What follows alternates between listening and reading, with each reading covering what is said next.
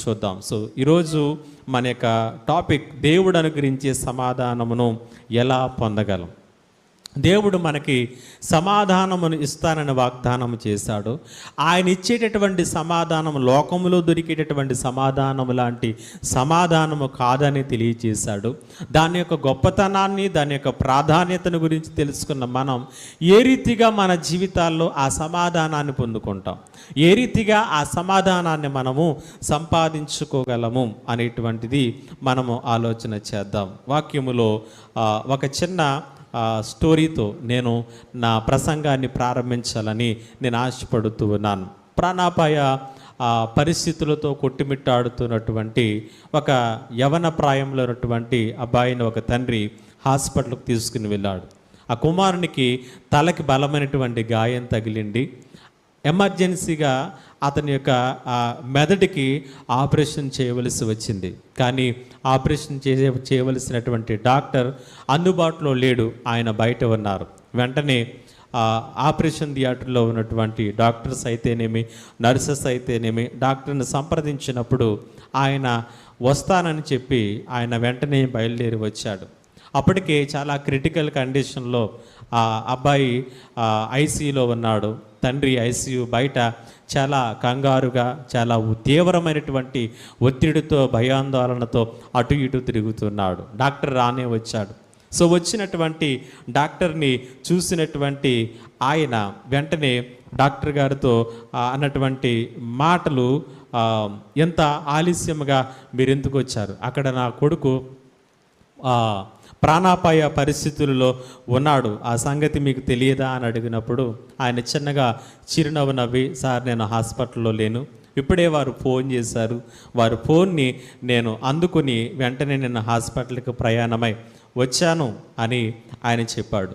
చెప్పినప్పుడు నా కొడుకు ప్రాణాలు ఎంత ప్రమాదంలో ఉన్నవో మీకు తెలియదా, అసలు మీకు బాధ్యత అంటూ ఏమీ లేదా అంటూ ఆ తండ్రి చాలా గట్టిగా అరుస్తూ ఉన్నాడు.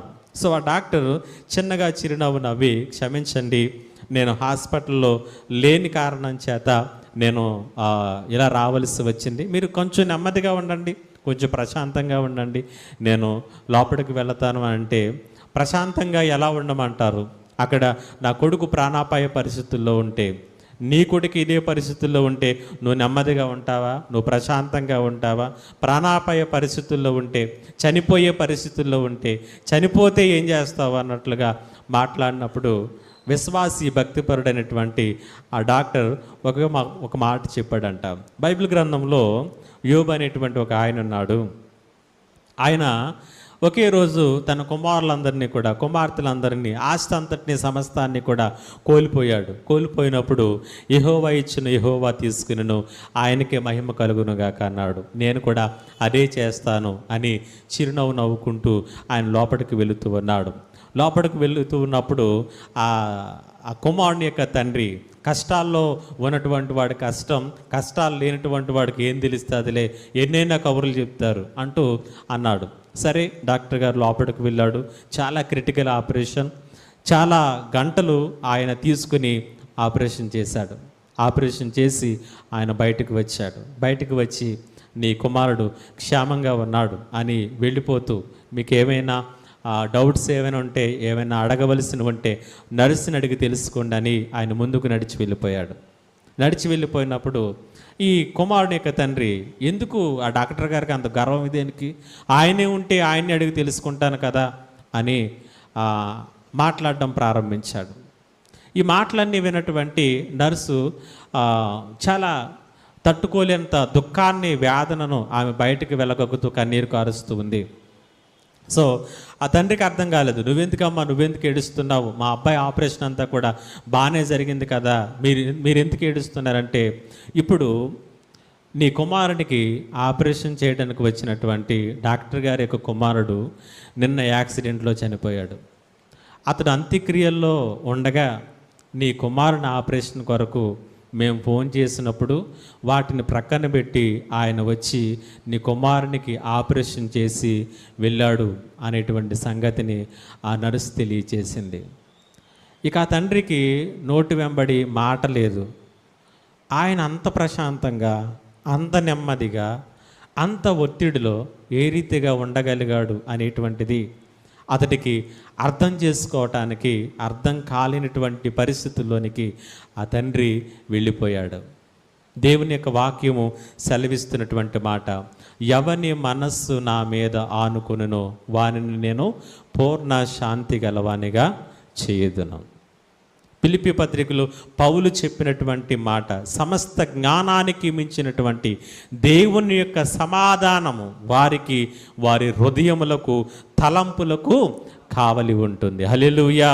కాబట్టి ప్రియమైనటువంటి దేవుని బిడ్డలారా, సో అలాంటి గొప్ప సమాధానాన్ని, అలాంటి గొప్ప నెమ్మదిని, అలాంటి పరిస్థితులలో విశ్వాసి, భక్తిపరుడు, ప్రార్థనాపరుడైనటువంటి ఆ డాక్టర్ ఒక ప్రక్క తన కుమారుడు చనిపోయే వేదనలో, అంత్యక్రియలలో ఉండగా వచ్చినటువంటి ఫోన్ కాల్ లిఫ్ట్ చేసి ఈ ఆపరేషన్ చేసి కుమారుని బ్రతికించి ఆయన వెళ్ళినటువంటి విధానం అంతటినీ కూడా గమనించినట్లయితే దేవుని యొక్క సమాధానం, దేవుడిచ్చేటటువంటి నెమ్మది ఏదైతే ఉందో నిజముగానే పౌలు చెబుతున్నట్లుగా సమస్త జ్ఞానానికి మించినటువంటిది అది. అంటే ఈ లోక జ్ఞానంతో ఎప్పటికీ కూడా దాన్ని అర్థం చేసుకోలేము.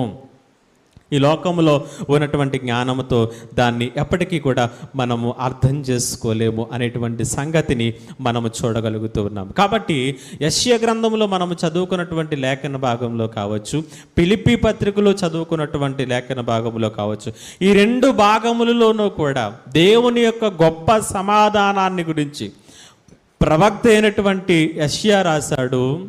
గొప్ప మిషనరీగా దేవుని కొరకు ఎంతో ప్రయాసపడినటువంటి పౌలు కూడా రాస్తూ ఉన్నటువంటి విధానాన్ని మనము చూస్తూ ఉన్నాం. సో ఇలాంటి గొప్ప సమాధానమును, ఇలాంటి గొప్ప నెమ్మదిని, ఇలాంటి ప్రశాంతతతో కూడినటువంటి జీవితాన్ని ఈ ప్రపంచంలో ఇవ్వగలిగినటువంటిది ఒకే ఒక్కరు, ఆయనే యేసయ్య. ఆయన మాత్రమే ఇలాంటి సమాధానమును ఇవ్వగలడు. అందుకనే యేసుక్రీస్తు ప్రభులు వారు చెప్పినటువంటి మాట మనం గత వారంలో ధ్యానం చేసినటువంటి భాగము, యోహాను సువార్త 14వ అధ్యాయము 27వ వచనంలో మనము చూసినట్లయితే, శాంతిని మీకు అనుగ్రహించి వెలుచున్నాను. జాగ్రత్తగా వినండి, ఈ లోకములో ఉన్నటువంటి శాంతి లాంటిది కాదు, కానీ నా శాంతిని మీకు అనుగ్రహించి వెలుచున్నాను. అది లోకమిచ్చినట్లుగా నేను మీకు అనుగ్రహించుటలేదు. మీ హృదయములను కలవరపడనీయకుడి, వెరవనీయకుడి అంటున్నాడు. కాబట్టి శాంతిని మీకు అనుగ్రహిస్తున్నాను. నా శాంతి అది, నేనిచ్చే నెమ్మది. నేను ఎలాంటి ప్రశాంతతను పొందుకుంటున్నానో అలాంటి ప్రశాంతమైనటువంటి అనుభవాలను మీకు అనుగ్రహిస్తున్నాను అని వారికి తెలియచేసినటువంటి దేవుణ్ణి మనం చూస్తున్నాం. అదే ప్రశాంతతను, నెమ్మదిని ఇవ్వగలిగినటువంటి యేసయ్య ఈ లోకములోనికి వచ్చి పరిచర్య చేస్తున్నటువంటి దినాలలో భయంకరమైనటువంటి నిరాశలోను, నిస్పృహలోను, ఒత్తిడిలోను, భారాల క్రింద, శ్రమల క్రింద కృంగిపోతూ నలిగిపోతూ ఉన్నటువంటి ప్రజానకానికి ఇచ్చినటువంటి పిలుపు మత్తయి సువార్త 11వ అధ్యాయం 28వ వచనంలో చూస్తాం. ప్రయాసపడి భారము మోసుకొనుచున్న సమస్త జనులారా నా యొద్దకు రండి, నేను మీకు విశ్రాంతిని అనుగ్రహిస్తాను, నేను మీకు విశ్రాంతిని అనుగ్రహిస్తాను అని